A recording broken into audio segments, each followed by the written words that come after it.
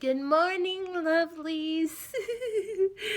That's actually a quote from another YouTuber. If you can figure out who it is, comment down below. But you don't have to if you don't want to. Anyways, today's scripture is from John. We're reading the New International Version today. We're reading 1 through 1 through 1:18 today. And then tomorrow we're going to be reading the New Living Translation for day 11. So today we're reading for day 10. It's very short compared to the other Bible readings because John doesn't really talk about the birth and death of Christ. He talks about a lot of other things like the Lord's works and his death. Like all four Gospels talk about Jesus' death, but only two of them really cover the birth of Christ, and that's because I like to believe, this is my personal opinion, that John and Mark didn't know that Mary was a virgin, or they didn't believe it. There's a chance they didn't believe that part, and that's on them. There's a lot of Christians that don't believe in certain things, but if you believe that Jesus was born, that he rose again, he died and he rose again, the most important that Jesus even said was my death and resurrection.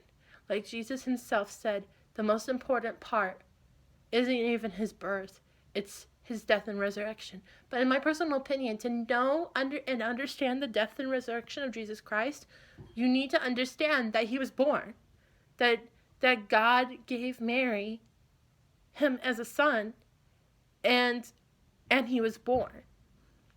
Okay, let's get into it. In the beginning was the Word, and the Word was with God, and the world was God. He was with God in the beginning.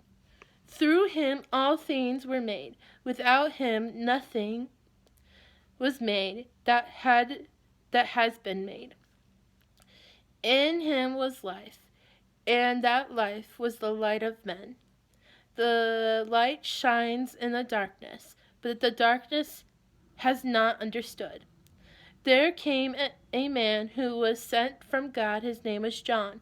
He came as a witness to testify concerning that light, so that through him all men might believe.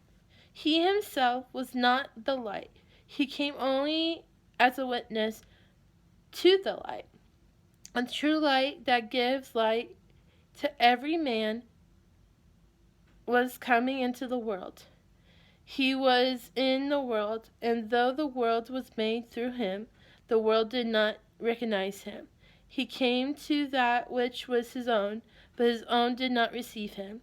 Yet to all who receive him, to those who believed in his name, he gave the right to become children of God, children born not of natural descent, nor of man, of human decision or a husband's will, but born of God. The Word became flesh and made his dwelling among us. We have seen his glory, the glory of the one and only, who came from the Father, full of grace and truth. John testifies concerning him. He cries out, This was he of whom I said, he who comes after me has surpassed me because he was before me. From the fullness of his grace, we have received one blessing after another. For the law was given through Moses. Grace and truth came through Jesus Christ. No one has ever seen God, but God, the one and only, who is at the Father's side, has made him known.